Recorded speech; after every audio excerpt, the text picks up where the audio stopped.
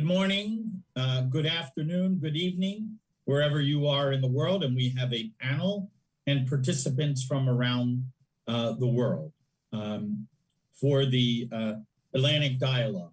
It is my great pleasure to chair this panel and the issue that we will explore during the course of this session. Clearly, COVID has had a profound impact on the lives and livelihoods of people around the world. The simple reality, however, is that the gap between rich and poor, the gap or the impact of the crisis on the most vulnerable in all of our societies is profound and long-lasting. The statistics from the World Bank on the number of people that will slip not into poverty, but into extreme poverty. Their number in 2020 was 150 million. They have revised that estimate to 400 million people will slip into extreme poverty as a result of the COVID crisis. That will have both profound social, political, and societal implications. And it is essential that we understand those implications, and more importantly, that we fashion a response. This reality is a reality that is present in every country in the world. It is obviously much greater in the global south and in developing countries, but those, even in the United States, who were in restaurants, entertainment, vacation industries, will see jobs that will vanish and never reappear. And they will have to make adjustments, and there will be the need for help over the long term to bring about that change. And it is in every country that the most vulnerable, the elderly, the sick, and the poor, who will be adversely affected for a sustained period of time. I am very pleased that we have a distinguished panel to discuss these issues and the political ramifications. Each panelist will address the issue, and at some point we may have Minister Diop with us, but we will proceed until he is able to join us. I will start. All of the bios for all of the speakers have been circulated. And I believe that the minister has joined us. And so we'll start with the minister and his opening remarks.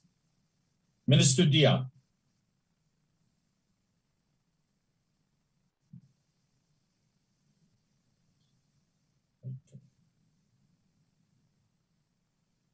Okay, he's not arrived yet, so we'll move in the live format. We, like a train, if the person's not at the stop, we keep moving to the next stop so that we can stay on time. And so I would like to ask Tosin Durateye. I'm probably butchered your last name, but correct me. And I would like to ask you to make some remarks. All of the bios for all of the speakers are in the program file, and in order to maximize the time for presentations and discussions, we will dispense with formal introductions. Tosin? Hello, good morning, good afternoon, wherever you are. And it is my pleasure and honor to be part of this panel today. And the topic is one that I've spent quite a lot of time, thinking about. I think many of us here cannot say that we have been isolated from the ravages of COVID-19 and what it has done to the world in general, but But I think that today, where our focus will be, or at least for me, I will say, is how it has impacted the global South, where we are, where we're coming from as well as important, where we are and where we should be trying to go in order to avoid some of the disastrous impacts that we witnessed when COVID-19 hit what we call low-income countries, and how that continues to be even an issue until today, where we're seeing vaccine inequality. We're still seeing poorer nations struggling to stem the spread of COVID. And so I'll be speaking mostly around how really and truly the pandemic itself, I would argue, came about as a result of globalization to a large degree, right? Because the way that the world interacts now, how viruses such as COVID-19 can travel freely around the world to the point where it shut down the entire world. And so when we know that this is how pandemics move, and we know that it's not a question of if anymore, but when the next one will hit, then we must also then acknowledge that the response to this must be global in nature. And so I'll be speaking some more about that and how we need to look at this in terms of things that we can begin to do to make sure that the response is more equitable and inclusive when it next happens. And also briefly looking at sort of where things went wrong, before. And so that will be my contribution. And again, it is my pleasure to be here with the distinguished panelists. Thank you.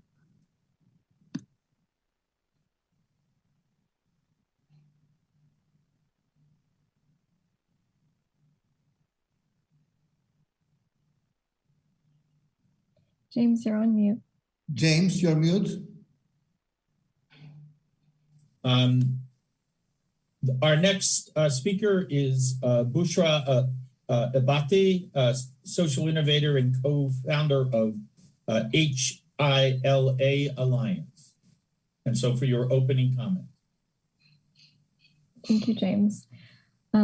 So as you mentioned, I do work on social innovation, and my focus throughout the pandemic has been making the connection clear between the crisis that we're currently facing and the existing structural inequities and systemic challenges, including systemic racism, power differentials, and how that's really contributed to the situation that we're experiencing right now, and the need to then address these structural problems from a systems approach, because it cannot be solved in one specific area. So we will need to address it across multiple sectors and disciplines. And also exploring how some of the narratives that exist and approaches within the humanitarian development, peace and security sectors, especially around empowerment, have actually reinforced those inequitable power dynamics in which it promotes white saviorism, really, again, perpetuating those colonial dynamics and seeing power as being vested in a select group of people who are then purportedly giving power to others, instead of recognizing that everybody does inherently have power and agency, but that there are systems in place that prevent us from exercising that power, and the need to shift away from those problematic dynamics. So that's what my focus will be. And over the course of the pandemic, as you mentioned, the HILA Alliance, which is the Health and Information Literacy Access Alliance, I co-founded as a response to the inequitable access to information on COVID-19 for different communities, especially when we look at it being tailored within their language or the formats that they will actually understand that information. So it's very difficult for certain communities, especially at the outset, to make informed decisions on their health and other areas of their well-being without having credible access to information, and then how the spread of disinformation, misinformation has also exacerbated that problem.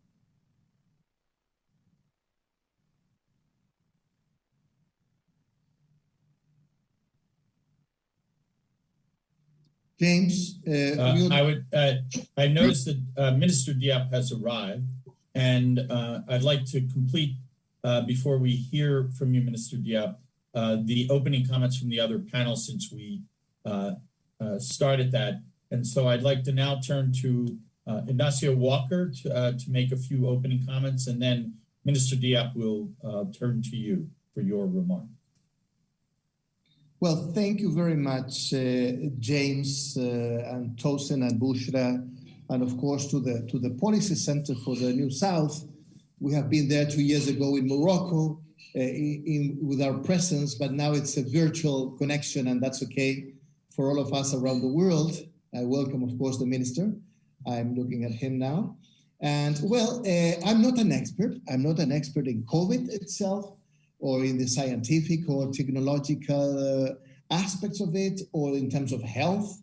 But I would like to do some remarks afterwards as a politician, as a political scientist, in terms of the politics of the post-COVID contract. What does it mean, rebuilding an inclusive post-COVID contract within the question of globalization, as Tosin has said, and I would focus on that aspect. And what happens with the politics of the post-COVID? What happens with the institution? What kinds of institutional settings are going to be more suited to deal with the effects of this great pandemic? What happens with the question of the democracy-authoritarian divide? Does it have to do with this issue of inclusion? No? So my comments will be related to the question of globalization, broadly speaking, to the politics of COVID and the role of institutions, and how does democracy fit into this dramatic crisis, and how to deal with it from that perspective. Those will be my comments and my perspective, James. Wonderful. The three of you have touched on the central themes of the course I teach every semester, global issues, politics, and institutions. In 2019, and one of the issues that I focus on is pandemics, obviously.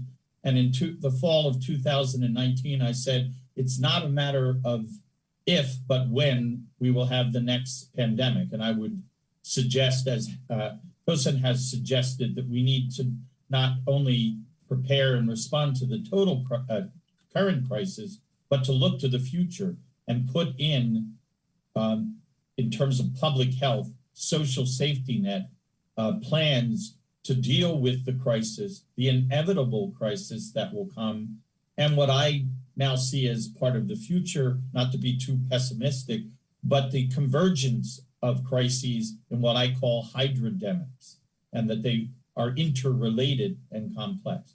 But without further ado, let me introduce Minister Diop, who is both an advisor to the President of Senegal and Mayor of Sangira, for his comments. Minister Diop. You're muted, Minister Diop. Yes. Hello? Yes, we can hear you now. Wonderful. Yes, good afternoon. Yes, can you hear me? Yes, you may want to lean a little closer to the mic, but we can hear you.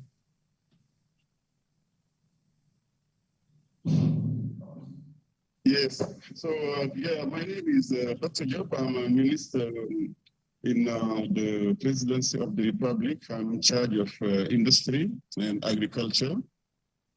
As you probably know, my background is a scientist. I'm an industrial engineer, agronomist, and I was the previous president of Nestle Research in Africa. From my point of view, I will take it from three angles. The first is, as a scientist, this COVID is still a problem. Because as you probably know, viruses are still mutating. So we are not yet at the end of the process. What's happening is like flu in Europe, everywhere. This can arise anytime in the next coming years. So this means that we need to have an approach in any policy, in economic policy, educational policy, social policies. We need to bear in mind that we are not yet at the end of the COVID.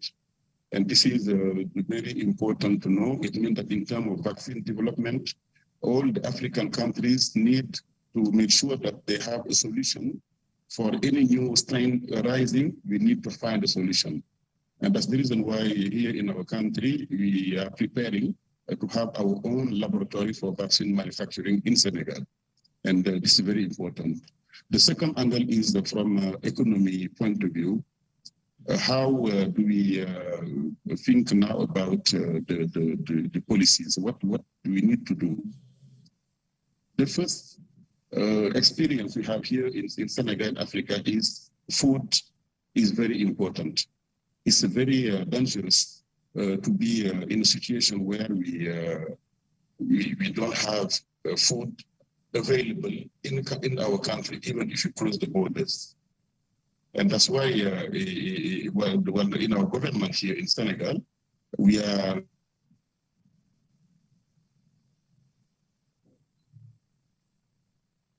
we've lost the sound.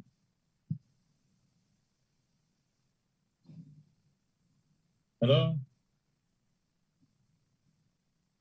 Minister Diop, we've lost the sound. Working hardly to make sure that we don't, for our meat, for our, this is really for us. The third aspect will be, of course, the social aspect and the political aspect. In Senegal, I play two roles here, as I told you. One role is at the national level as a minister, advisor to the president on these issues, but also I'm a mayor. I'm a mayor of the biggest industrial zone of Senegal. And I could see as the mayor, what was the impact, the social impact of this COVID-19 over the people level of life, the people income, the vulnerability of the women, vulnerability of poor people, vulnerability also of schools, school boys and girls. So we need to learn from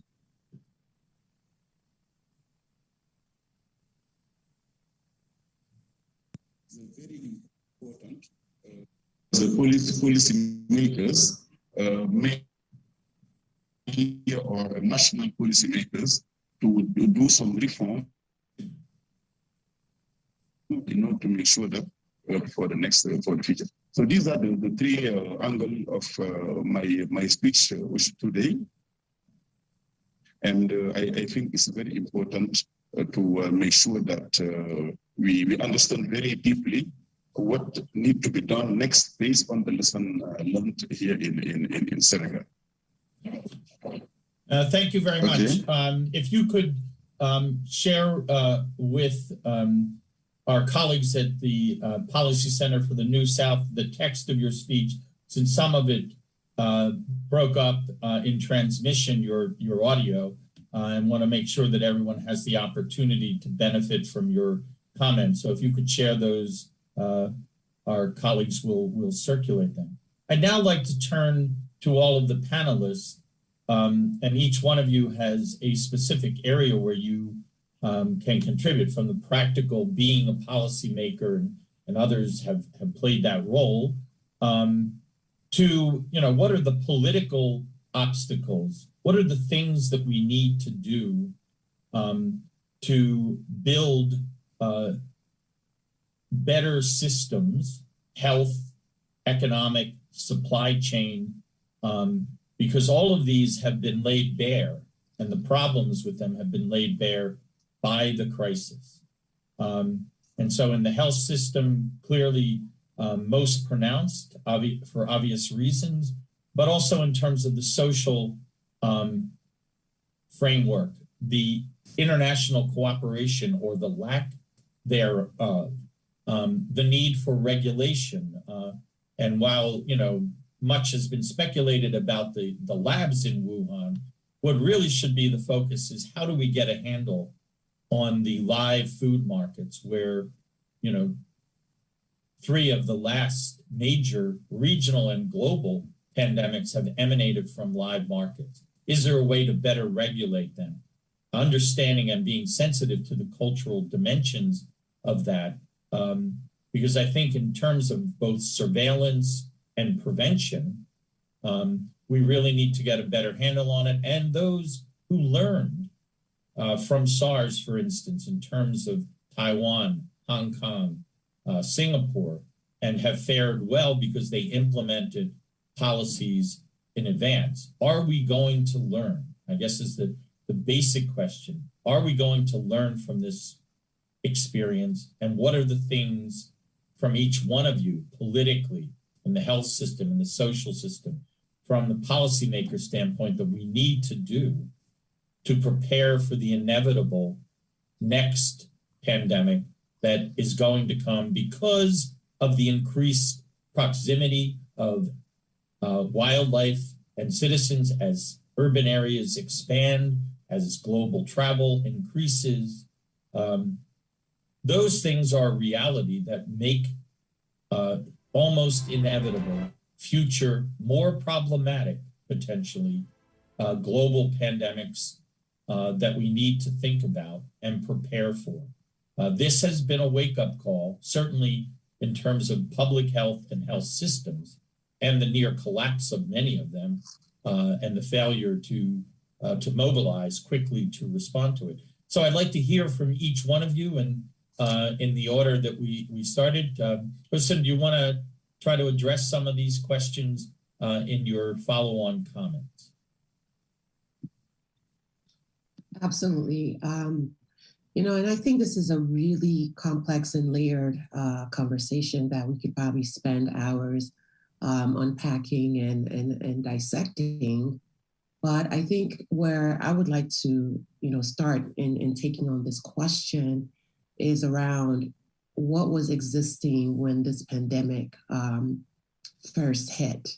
And what we know is that globally speaking, we saw that low income, brown and Black people were disproportionately affected by this pandemic. And the question then is, why was that?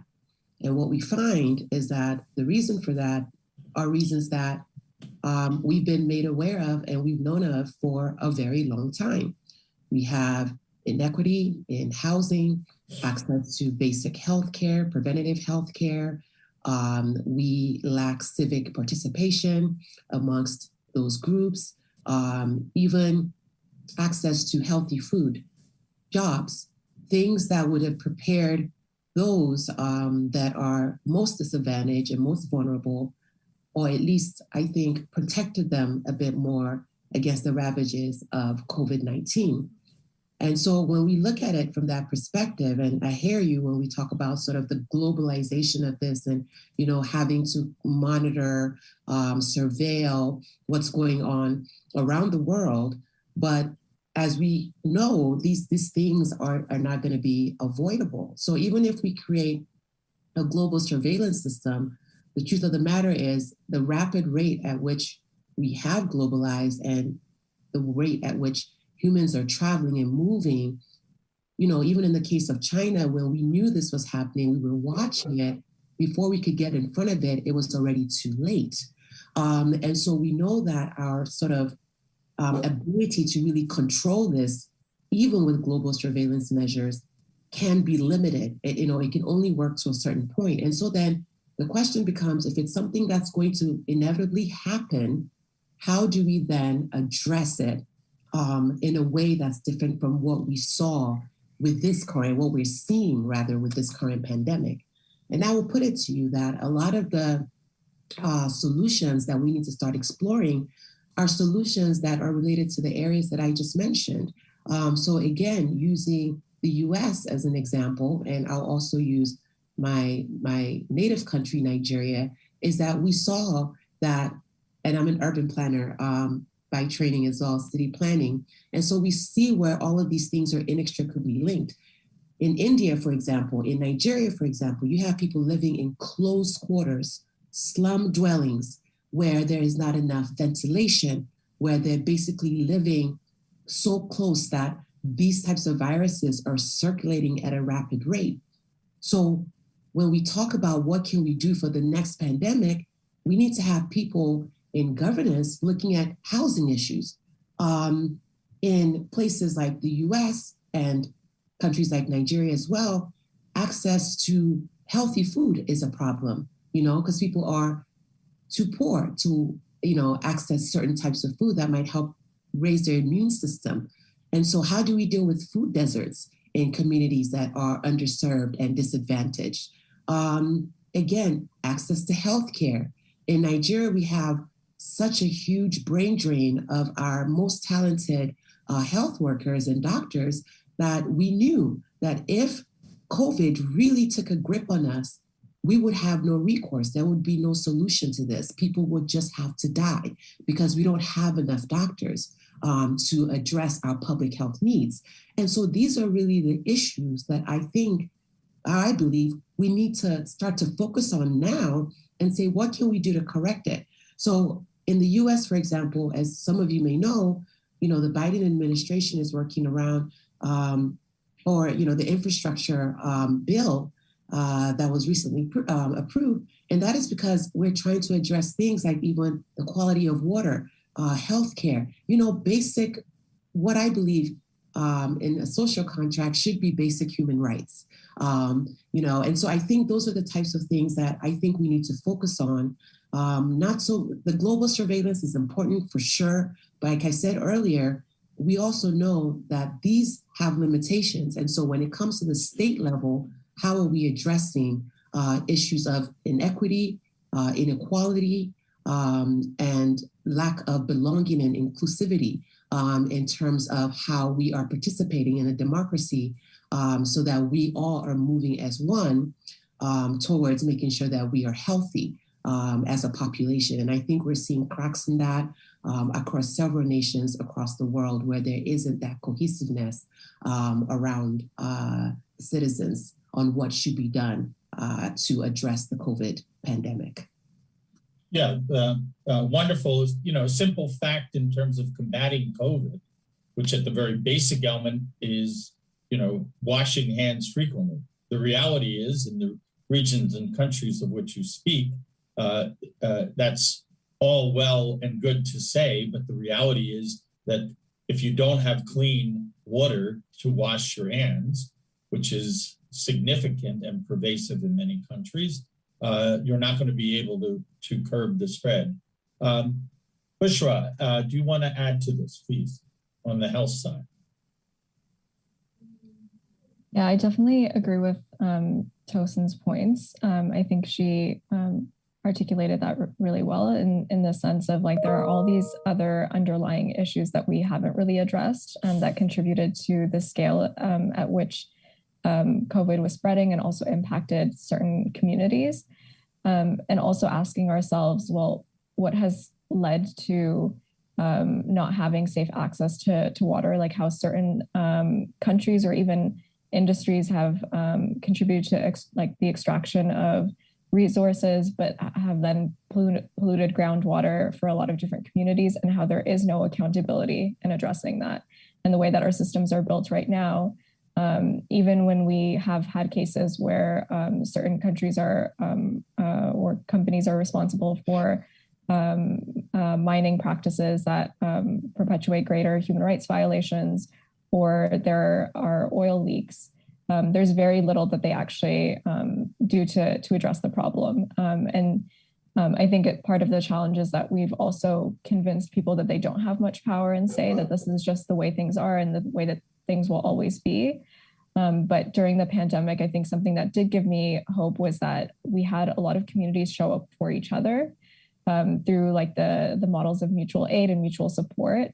And those are things that I think point us to where we should be investing more directly into communities themselves, not importing solutions in for the global south or various marginalized populations, and telling people what they ought to be doing and creating these greater inequities by who and how we fund people who are in those roles of either policy support or governance or program development, where the quote unquote international actors are paid a certain amount and people who are locally based are not given the same benefits are not given the same income. And I particularly was looking at the impacts on young people. And during the 2008 financial crisis, young people were especially hard hit. And it took about a decade to return to those same levels of employment. But I think we're kind of losing the focus and the real story here if we just focus on unemployment rates instead of really thinking about, well, why is it that this population is particularly hard hit anytime there's a crisis, and talking about the quality of jobs, because that's not really revealed to us in employment rates. It doesn't talk about the precariousness of employment. So even as the employment rate returns for young people, if they're still in precarious positions, if a lot of people around the world are still not being fairly paid for their labor and contributions, then you're still going to be stuck in these cycles of dependence and reliance on aid, and not even having, I think, the infrastructure for basic income supports in a lot of communities. I know in the Canadian context, for example, there was a pilot in the province that I live in that was actually canceled before the pandemic. We had cuts to education and the health sector before the pandemic, and that really then hit those sectors especially hard. So looking at historically the investments that we've made in public health, it actually declined over the last several decades. So when we talk about the health system not being prepared, it's because we haven't really invested in those systems. And even when we look at healthcare in various places around the world, what do we consider to be included in as part of our health? We have a mental health crises that we're not really addressing. That is also being exacerbated by the fact that we've all experienced some level of grief, and there's no way for us to really navigate that because the systems aren't in place for those supports, and the people who would typically provide those supports themselves were so deeply impacted because they were the frontline workers within the health sector who themselves have to navigate the traumas that they experienced. So how do we expect those same people who are already understaffed, who didn't have the PPE even to be able to safeguard their own well-being, to now then provide supports to the general population? So these are all things that we need to be unpacking as we develop so-called solutions. The other piece I think that's also missing is the experiences of displaced persons, and how migration is the reality and displacement will be the reality because we're not taking climate change seriously. We have negotiations that are happening during COP that are minimum,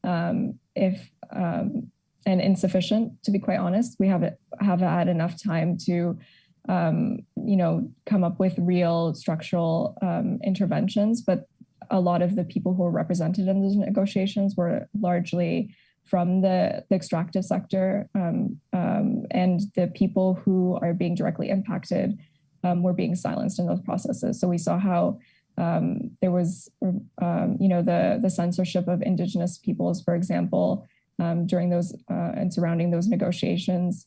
We've seen how young people have also been tokenized in these processes, and yet these communities are being directly impacted and will face the consequences more severely, arguably, than those who are especially wealthy and privileged.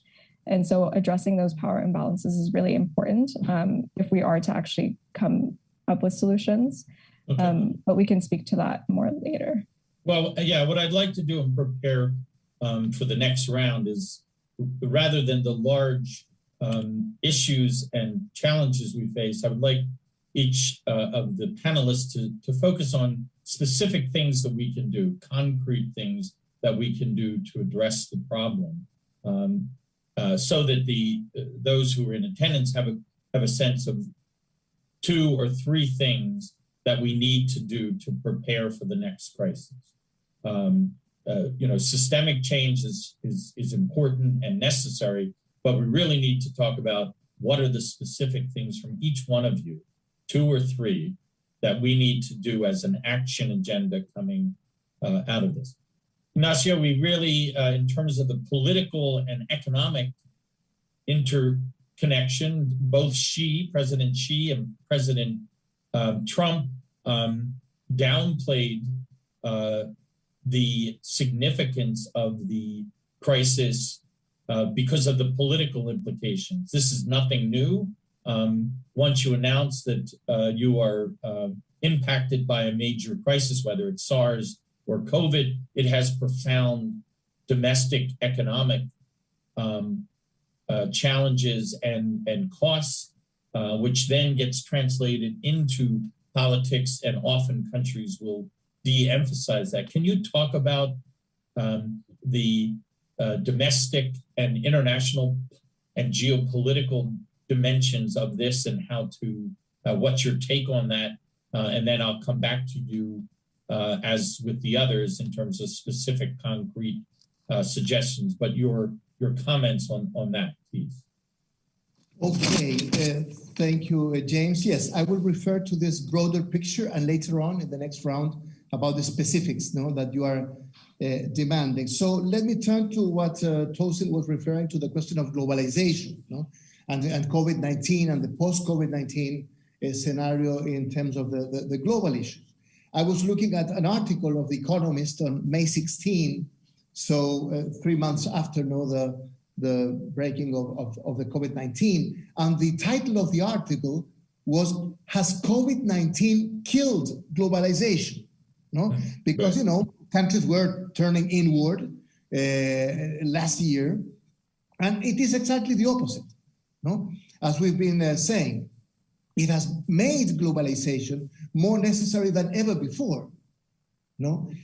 So of course, globalization was already in problems before the pandemic. The 2007-2008 crisis, the China-US tensions, which are at the core of international relations. Of course, there was already there, and still are, problems of the governance of globalization, which is so important in terms of the aspiration, desirability of what has been referred to as a rules-based society, in terms of the institutions of globalization that may account with the governance of globalization. Robert Gilpin, a great expert in international relations in the 90s, had already said that this question of the governance of globalization, of building institutions, appeared as the Achilles heel of globalization. So if we don't manage and we don't deal in the broader picture with this question of institution building at the global level, whatever the specifics may be, we will not manage to move forward in appropriate terms. So the fact remains that this pandemic is in itself a global phenomenon, and it demands more than ever a global response. And I'm not only referring to the sanitary aspects, which are so crucial in the short-term perspective, or the question of science and technology, and we have seen incredible improvements in this aspect. For example, the vaccination campaign. We must acknowledge the accomplishment in terms of this issue. So I'm not dealing only with WHO, the World Health Organization. I'm referring to the politics of the post-COVID-19. And that means, James, very specifically, but very importantly, strengthening multilateralism. Multilateralism was already being weakened before the pandemic. And this increasing confrontation between the United States and China and these power blocks politics, of course, are a problem. So the basic challenge at the global level is to go back to the strengthening of multilateralism aimed at this rules-based society. Rules are basically in favor of smaller and medium countries. Great powers do not need rules. They try to avoid the rules. They break the rules. But for us from the South, the small countries, the medium countries, rules are very much in our favor. So I would stop there, and later on in the next round, point to the specifics that you were referring to in terms of policies. Yeah, so not to turn theoretical when I'm asking each one of you to be more concrete, but it really does make the case for neo-functionalism. I mean, in terms of from the top down, that these problems and the reality of it is that the problems we face, and clearly COVID illustrates that point, that it didn't emanate from one country and cannot be solved by a single country. It requires global cooperation And for that reason, we need stronger institutions. And I would contend not more bureaucracy, but more effectiveness. I mean, I think we do have to address the challenge posed by populists and others in terms of the failure of our international institutions, and we need not to shy away from reforming and making them, in the world in which we live, much more efficient, much more responsive, much more digital. Minister Diop, would you like to add to this discussion? And I have asked all of the panelists, and I would pose for you, not at this moment, more general comments about what we have been discussing. And then if you can, in your context as a minister for the government of Senegal and the mayor of a major city in Senegal, to talk about the practical specific steps that need to be taken in the next round. But I wanted to prepare you for that. Any comments on this more broad discussion in terms of what needs to happen? Yes, we agree with as colleagues. Aspect now is from the lesson learned, how do we draw our economy now? Okay. So clearly, as we've alluded, this is a complex, interconnected problem because the health issues, whether it's in terms of addressing global pandemics or crises, it has an economic impact, which in terms of countries around the world, and particularly countries in the South, the negative implications of it global or how regional. do we drive it for the next 5 years? How? Okay.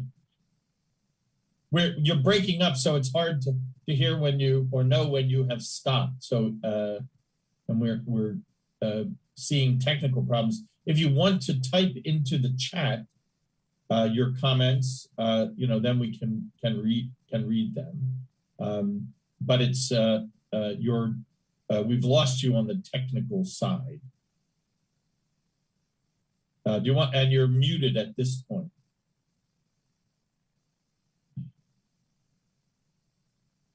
You're muted. We can't hear you.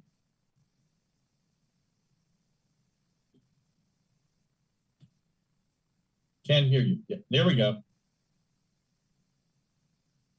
Yes, can you hear me? Sorry. So I was just saying that we had this economic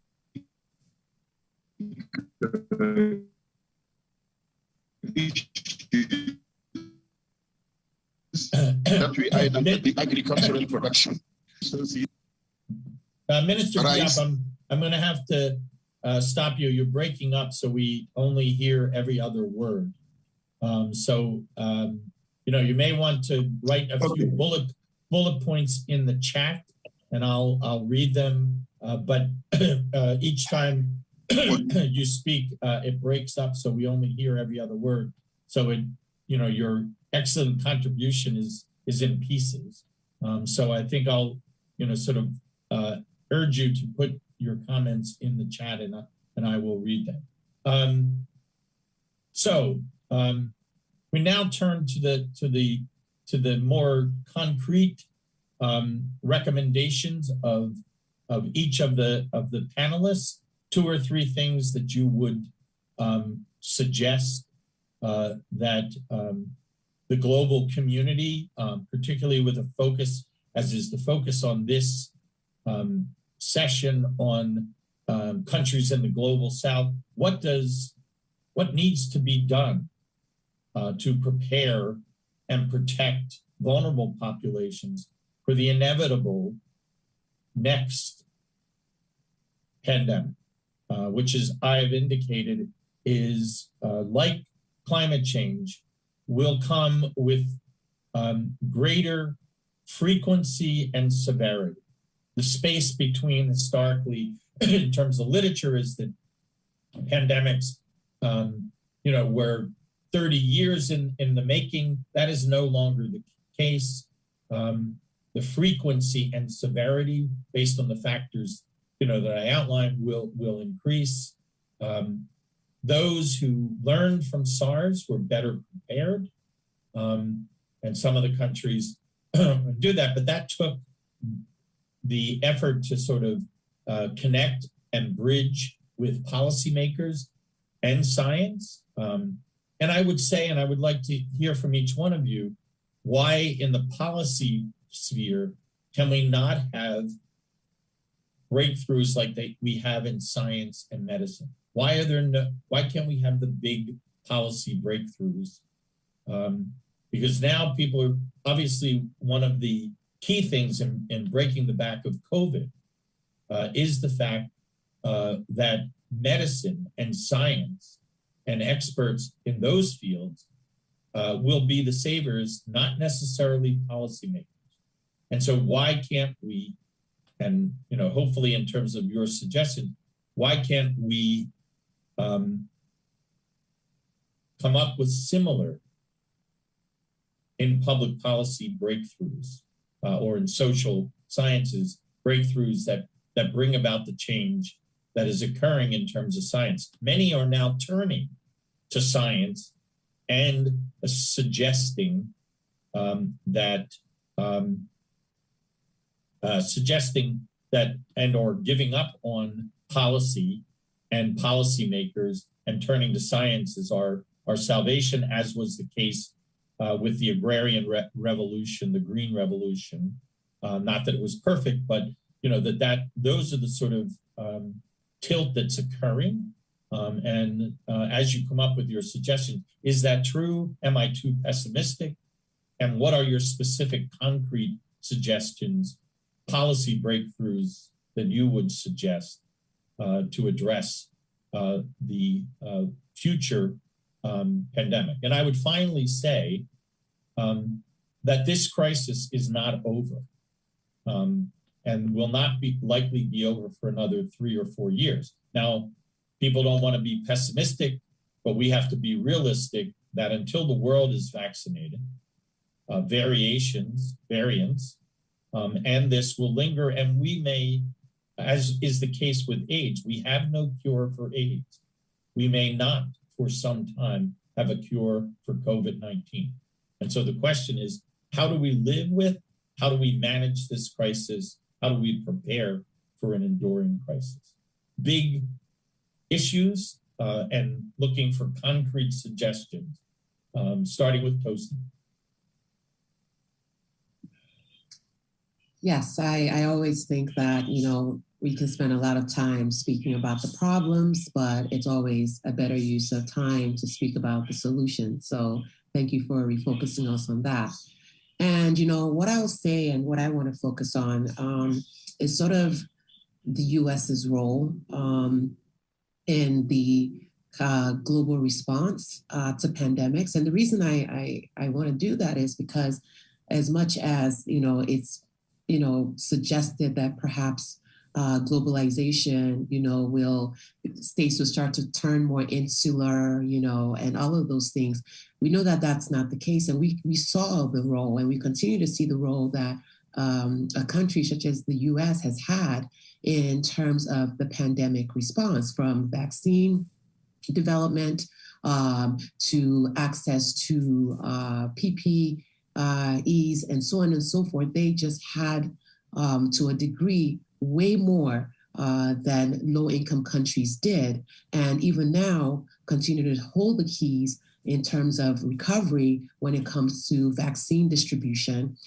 For example, we know that, in the US, talking about vaccine inequity in the US right now, we have citizens that are eligible for booster shots, whereas we have countries, low-income countries, where we don't even have up to, I think the numbers I looked at recently said across the board, low-income countries, about 7% of the population has been fully vaccinated versus high-income countries where we have over 60%. So this is a huge discrepancy. And so I just want to, look at sort of what the US is doing as one of those rich, the richest nations, one of the richer nations, and how they're responding to this, what will eventually become something that impacts the entire globe. And so when I think about specific solutions, I'll call attention again to the recent bill that was passed by the Biden administration that tackles issues from infrastructure to public health. What we saw was that although the original bill was supposed to be about, I believe, $3.5 trillion, by the time it was all said and done, we were down to $1 trillion. And there was a lot of reductions across the board where public health is concerned. So it seems in this way that the lessons haven't been learned, right? And so the US is not going to be as prepared as they should be, even after such a brutal lesson that we all had to endure. And so, and then even in breaking down what, that public health budget is focusing on, what we're seeing is a lot of focus around medicine, science, creating vaccines, and these are all important.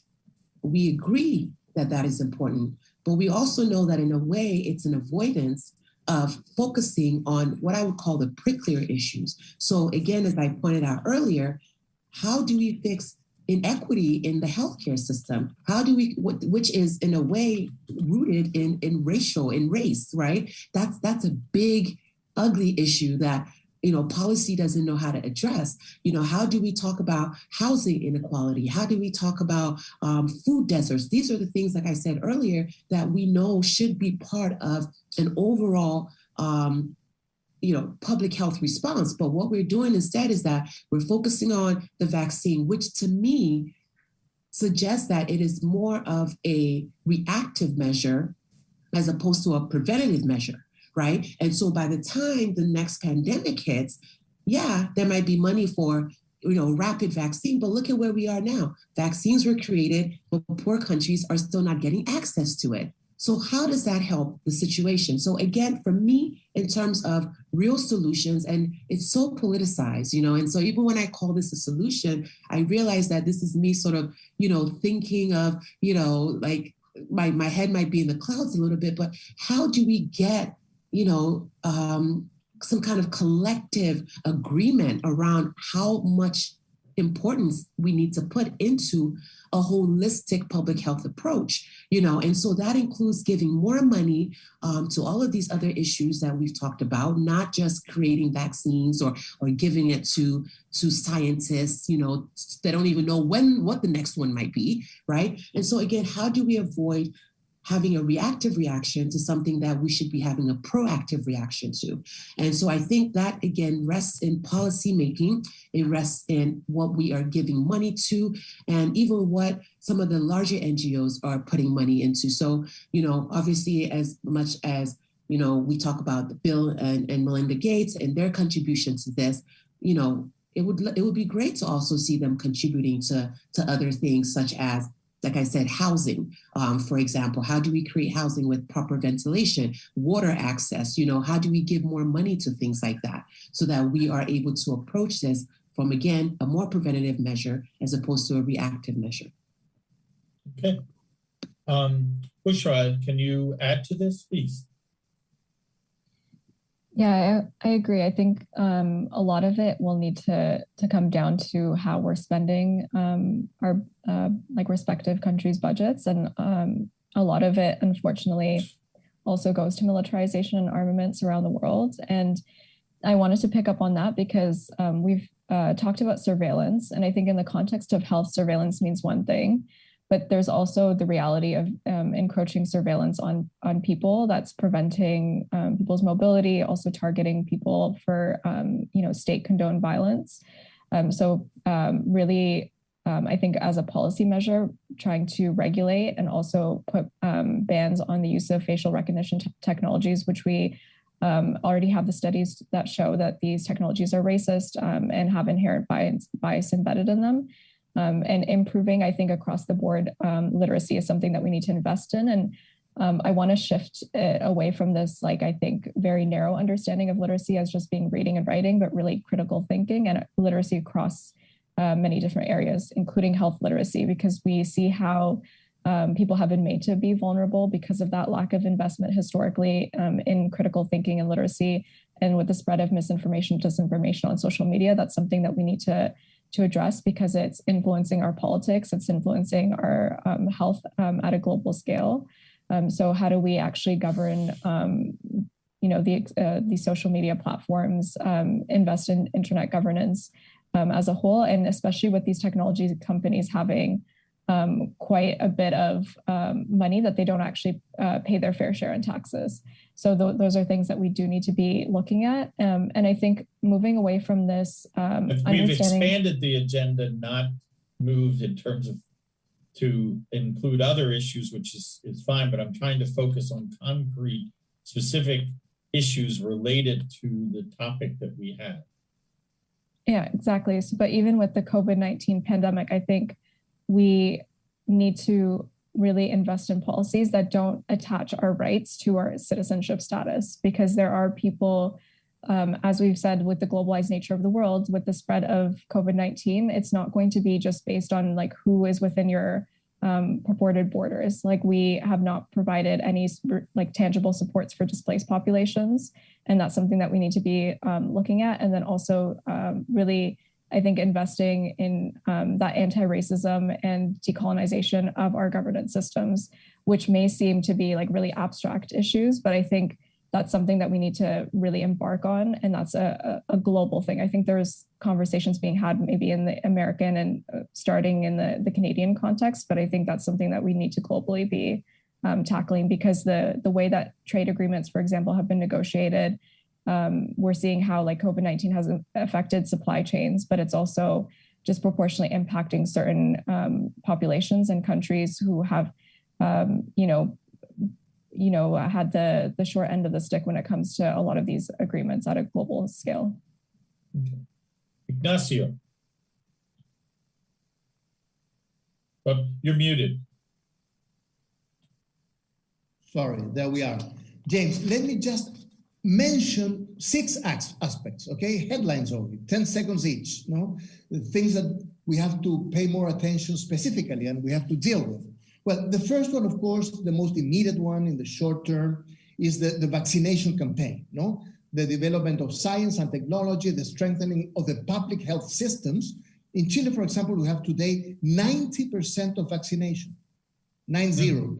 And that is related to the public health system that has been in place for 70 years, which has lots of shortcomings, but that's the first immediate aspect we have to deal with. Also in terms of cooperation, north-south, rich, poor, and all that we know. Second, in terms of the economic recovery related to the post-COVID, the most immediate aspect we have to deal with is the supply chains, which is becoming increasingly the most important bottleneck in terms of economic recovery. Look at maritime transport, for example, today, and all that it means as a bottleneck and the rising of prices and so on. That's a major, major issue that you have to deal with it globally. Third aspect is the free flow of capital, goods, and persons, which has been somehow interrupted by the pandemic, by the COVID. So the agreement of the G20 in terms of this taxation scheme of the 15% across the board in terms of the free flow of capitals is very important. Now, the free flow of goods, let's take a look at e-commerce. E-commerce is a major transformation that has incredible implications in terms of the future. Well, and the free flow of persons, of course, thinking the question of tourism, by the way, in our countries, which is so important and which demand an institutional backing, an adjustment scheme behind that. Fourth, the labor markets. The labor markets are being radically changed. The telematic devices and technologies that allow us, among other things, to have the conversation, that has incredible implications in the labor markets, in education, in health. So that's another aspect that we have to deal with it more closely. Fifth, the question of the internet, the question of digital platforms, and all that which demands friendly but effective regulations, and we have to consider the internet and all that that we are living in as a public good, No, it's not only the market forces or the technologies. Well, you have seen in the US, for example, all the hearings, and all the discussions around this, which had very serious implications in terms of the future. And six, certainly not least, the energy transition, which is in the backdrop of all this process that we are going through. Perhaps it's the most important of all. So the Glasgow meeting, in spite of all its shortcomings, as Bushra was saying, which is very impressive, but the question of climate change, the energy transition, fossil fuels, all that is there. And I finish with this. When I speak about the economic recovery, of course, I'm not speaking about going back to the pre-pandemic conditions, because it is an economic recovery that moves further within all these transformations that are taking place. And it's very hard to foresee what its implications are going to be. So, well, that's what I wanted to add to our discussion. Wonderful. This is a great discussion. I will now, because of the technical difficulties, read Minister Diaz's interventions and suggestions, which are clearly focused and in terms of but very illuminating in terms of the specific strategies that he suggests. One, in terms of the economy, the priority certainly in the global South is boosting, and from his perspective and work as an advisor on agricultural issues, in boosting agricultural production, one. Two, in the area of public health, build and increase vaccine production facilities in the South. Three, in terms of youth, train youth entrepreneurs to develop startups in public health, i.e. in the area of, say, mass production and other needed equipment to battle COVID. And four, provide loans to women to invest in small businesses, as has been evidenced in terms of theirs being the engine of growth. And so very practical, very specific suggestions from the minister. I want to touch on one issue in terms of that the minister suggested and place it in the context of this discussion of how do we prioritize? How do we, in terms of the global agenda and in terms of what is the characteristic of global issues? One is that they impact a large number of people, they cross borders, they are long lasting, and have intersecting components. And so the minister suggested that food insecurity, the reality, which may be the next, based on this intersecting dimension of health crisis leading to mass migration, climate change leading to food and water shortages. How do we prioritize all of this? And Ignacio and others, how do we focus the global community? How do we identify what are the top global issues that we need to address? And can we do a cross-cutting analysis of where is the case where there's the most intersecting dimensions in terms of causing pandemics, the impact of climate change, resulting in mass migration and food and water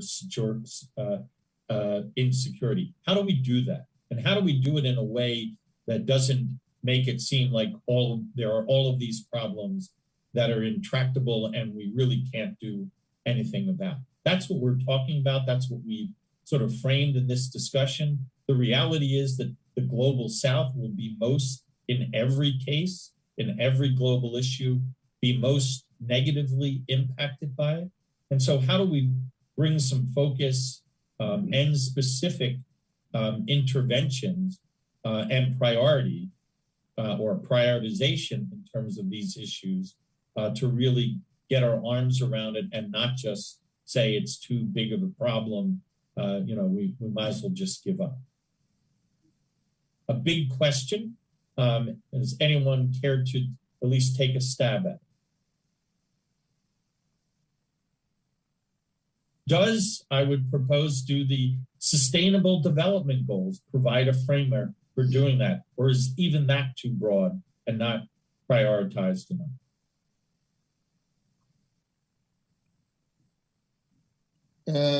James? Yes, of course. Well, just to react, I mean, first of all, we have to rethink our approach to growth, development, and democracy, for example, by which I mean the following.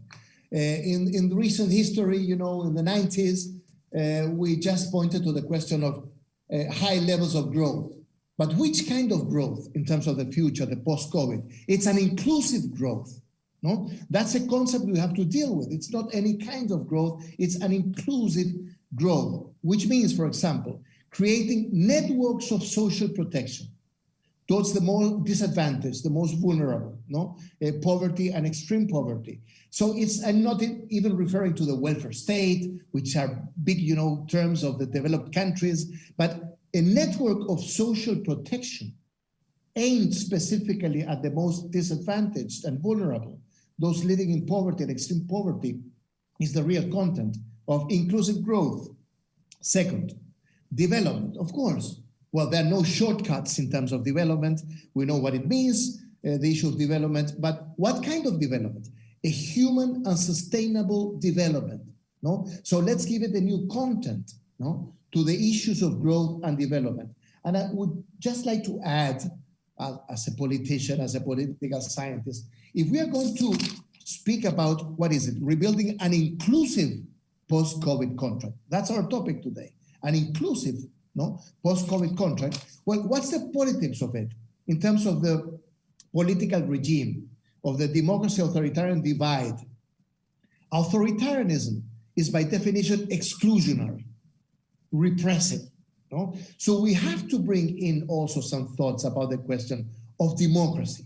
And there's a backsliding, there's a setback in terms of democracy around the world in the last 5-10 years. There are all kinds of quantitative, qualitative, comparative studies in recent years that point to this. And that has to do, no, with the way we deal with the challenge of the post-COVID. No? So we have to, of course, this is very ambitious, no? And inclusive growth, a human and sustainable development, democracy, no? Strengthening democratic institutions in the face of this populist nationalist wave, no? That is being the basic threat on democracy. We saw it with Donald Trump. We see it with Jair Bolsonaro in Brazil. Look at Europe, look at Turkey, look at the Philippines. So, you know, in the broader picture, if these public policies, these specific policies, by which I mean, and I finish with this, that economic and market forces, James, in the end, they do not act in a political and institutional vacuum. So if we do not move forward simultaneously in the need to strengthen these institutional aspects of governance, of a rules-based society, of democracy, of inclusion, no, of creating these networks of social protection, we will not succeed. Okay, wonderful. Others want to join in? Tosin? I've just been nodding my head vigorously because everything that he just said, I 100% agree with. And I think, you know, like I said, these are really prickly issues that are going to require so much unpacking. These are issues that we've continued to be confronted with, issues that we've still not been able to, in my opinion, overcome. And so, you know, when we speak about specific solutions, again, you know, these are ideas that we have, but how we get to that seems more and more increasingly challenging. As was pointed out, you know, the rise of populism and all of this is really affecting how we as citizens, speaking of social contract, how we are engaging with states. You know, what does that mean in terms of our how we engage with public health and access to the things that we need as citizens, and I mean this collectively, to be safe, to be well, and we're just seeing so much divisiveness across the board. And so I think it remains to be seen the direction that all of this is going to go. But we know that this past couple of years, at least, has been quite bumpy globally in terms of how governance is being executed and how citizens are responding to that. And I think it's something that we need to be having more conversations about, holding more leaders accountable to addressing, and as citizens engaging more in terms of civic participation to ensure that we are being seen, we're being heard, and we're being included in decision making as much as possible. We saw this in the US with the recent ouster of Trump, where, in my opinion, I think the citizens came together. It was a very thin margin, but we pushed back, and to say this is not the direction. So I think we're going to need to see more of that in order to be able to have some of these conversations. Because again, like I said, even with the infrastructure bill that was recently passed, it was contentious. You're going back and forth, budgets are being slashed, and so these are the real issues that we're dealing with, that we're confronted with, and sort of how we're able to chip away at that, I think, is something that we just have to continue, trying as citizens to participate in, engage in, vote on, all of those things. But is it going to be a magic bullet that can fix this? Is there one answer to all these questions that we're asking ourselves today? And of course, all of us here know that there isn't. And so we continue the struggle, we continue the fight. For those of us that are belong to diverse populations, minorities, all of those, we're the ones that are most impacted. And therefore, we're the ones that need to make sure that we are most engaged in these processes. It's at this point, it could be a matter of life and death. And I'm not saying that to be dramatic, but really and truly, I think that it is true. So we do have this dichotomy of both in a moment of crisis and clearly in terms of COVID, a sense of insecurity and fear, and there are dimensions to it and interpretation, both in terms of the global framework, in terms of internet globalization, international cooperation, that it creates a greater justification and demand for it. But simultaneously, there are those who are feeding and exploiting the fear with false promises and disinformation. How do we bridge that? How do we provide, in terms of what Ignacio has indicated, the things that we should focus on? How do we build a greater coalition to support that versus the challenges to institutions, to democracy, to society in the information age? Bushra, do you want to add? And then we're going to go for, we have less than 10 minutes remaining. We'll just do a final round of what each one of you would recommend in closing. Yeah, I think we need unprecedented collective mobilization. Like that's a piece that, even as we're talking about, negotiating this new social contract, who is getting to negotiate that contract is a really important question, because a lot of the problems that were brought up, I think, point to the challenge of exploitative capitalism and how we haven't really address that in meaningful ways. And I think that's an overarching issue that we will need to contend with if we're going to move forward, whether that's related to sustainable development or the strengthening of democracy, and especially in this digital context, as you alluded to. I think really investing in the governance piece there and enabling civic engagement so that people are able to hold institutions accountable in meaningful ways. I think that's going to need to be a focus moving forward, and for people to have the very basic social, like the networks of support, to be able to engage civically in meaningful ways. I think there's this discourse about people being apathetic. That's especially among apathy amongst marginalized communities. but not really actually addressing the underlying issues that prevent these communities from engaging meaningfully in the first place. So if we're going to still stick with the narrative that there is rampant apathy and only a select few people, especially historically looking at voting amongst between young people versus elderly populations, historically elderly people will turn out to vote more. But we have to ask why that's the case if we're not really making those processes accessible, and how that's actually weakening democratic institutions and processes over time. So I think those are things that we do need to address, the accessibility of these systems, and then shifting away from an inclusion model to a justice-oriented model, because I think there's a really great framework that Angela Davis uses, where she talks about how you can include people in an inclusion focus would entail including people in violent systems or systems that are inherently violent towards them, and that's not sufficient. Like we can imagine, and I think maybe many of our viewers, and for myself included, have been engaged in or quote unquote included in organizations or systems that do perpetuate further discrimination and violence towards me and people who are like me. And I can give even the example of Afghanistan, which we haven't really touched on, but I think that's another prime example of how those exploitive power relations have really harmed a population, and how there's, I think, short attention span when we think about this and our collective responsibility to each other. All right, so we now have reached the end of a very full and thoughtful discussion. I would like to give each one of you, going in reverse, Ignacio, can you just a minute or two in terms of what is your closing comments for this panel, in terms of how do we do a reset? How do we learn from what COVID has taught us? And as Churchill said, never let a good crisis go to waste.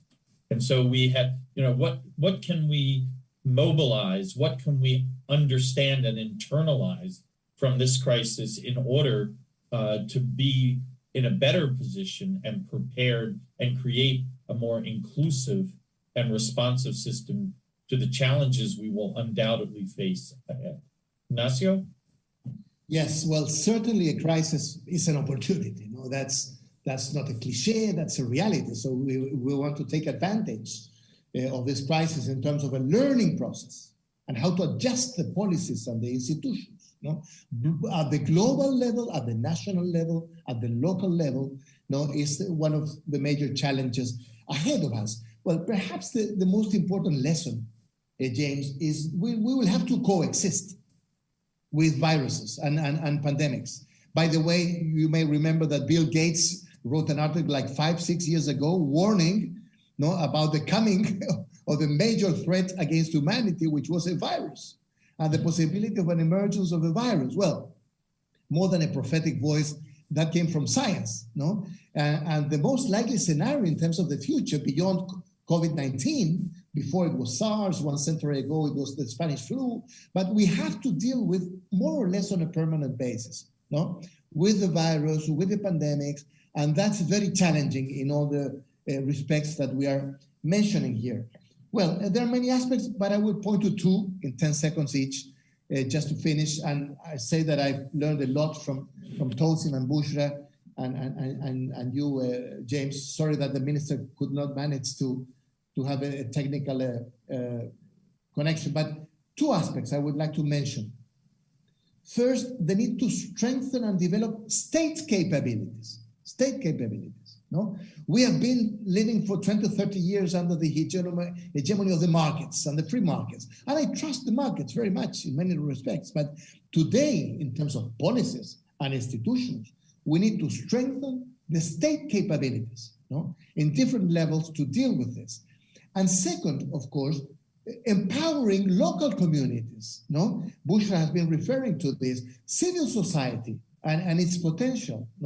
So I think if we manage to move forward in terms of those two dimensions, on the one hand, strengthening and developing state capabilities, and second, empowering local communities and civil societies, we will manage to deal with the effects not only of COVID, but what comes next, which we don't know, but it's certain that we will have to face this as a permanent situation. Okay. Tosin, I know you have to go, but do you want to add something here?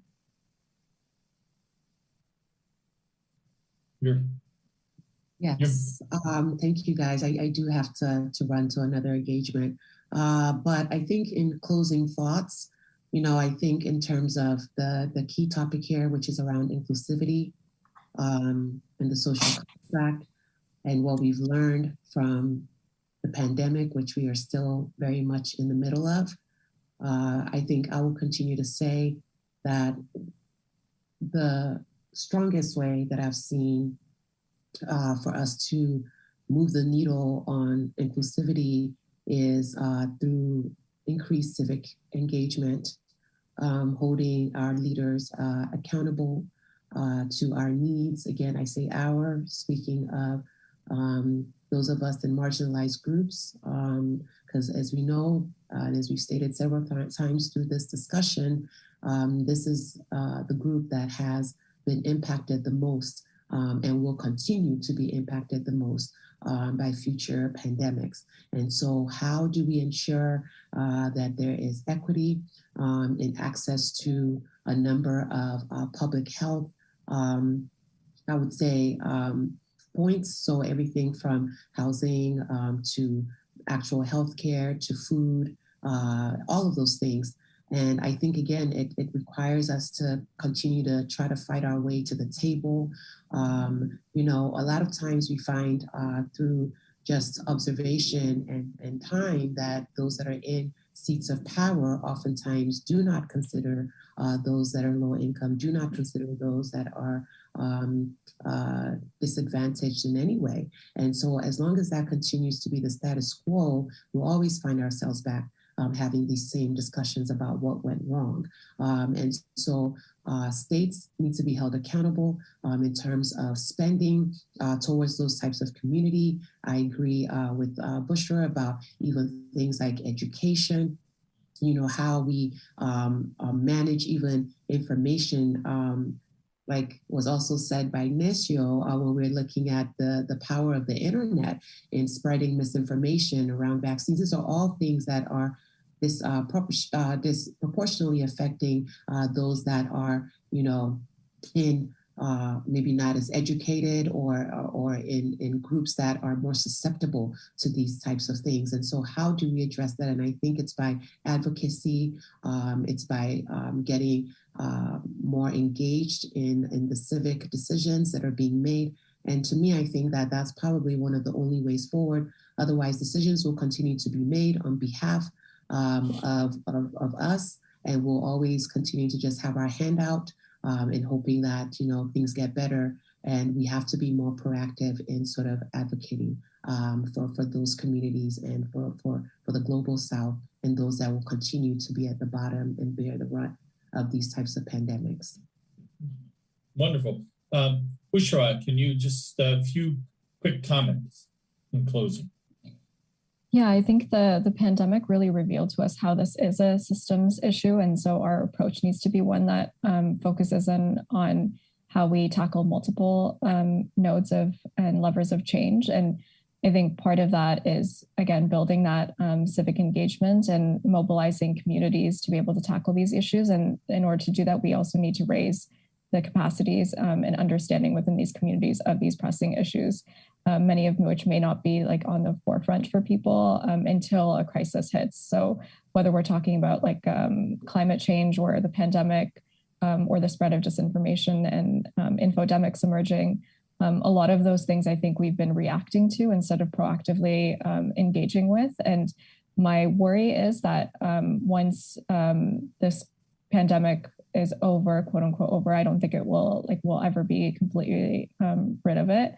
That we'll have that short-term memory, and like all of the things that we're talking about in terms of structural changes, there won't be the political will to invest in these changes. But in order to develop that political will, I think it needs to come from people themselves. So to make that a sustainable process. in order to allow people to be engaging civically and pushing for those changes, I think we need to be investing in those social supports, as both Tosin and Ignacio so aptly put it, and building those capacities in terms of literacy, as I mentioned before, because it's really difficult for people, I think, to even navigate politically right now to get involved. And so we need to be investing in those things to make it more accessible for people. Okay, wonderful. I want to thank all of the panelists, and I want to point to a few things that I think that we have learned from both in terms of this crisis and previously in terms of how our thinking, especially in terms of how do we make the policies and the approaches to the many problems that we've discussed, and the current one in terms of the pandemic. The reality is that in development, the history of development focused initially almost exclusively on economic development, which meant supporting businesses and infrastructures in countries with economic development and focusing on economic development that would lead to, largely through trickle-down improvement for society and the country as a whole. That has been transformed, and no one really talks about exclusively economic development. All of the major institutions focus on inclusive development. Clearly, the challenge now is to make that a reality, to develop the policies to achieve that. The second thing, which I think is important in terms of global governance in these institutions, is that IGOs and states had a fair amount of hubris, meaning that they thought that they could solve all the problems and solve them themselves. The reality is, and I think one of the great and positive changes, is that the UN and other institutions now realize in the last 15 or 20 years that they can't do it. They don't have the resources, they don't have the reach, and they must engage in meaningful partnerships with civil society and corporations to achieve the transformation, to achieve the inclusive growth that we're talking about. The third, which is directly related across the board in terms of institutions, and certainly with COVID. We haven't talked much about it, but how do we facilitate the transfer of best practices? Because there are, in this crisis, a number of countries in the South that have effectively dealt with the crisis and dealt with it in a profound and coordinated way. Ignacio mentioned 90% of the population in Chile is vaccinated. How was that achieved? What was the process by which that took place? We need to transfer those best practices, those models and approaches in policy and programs that work. I think that's part of what we need to focus on. But once again, I want to thank each and every member of the panel for their incredible and valuable contributions. And I want to wish all of you a great weekend as we go forward. Thank you very much, and see you at another meeting in the future. Bye-bye.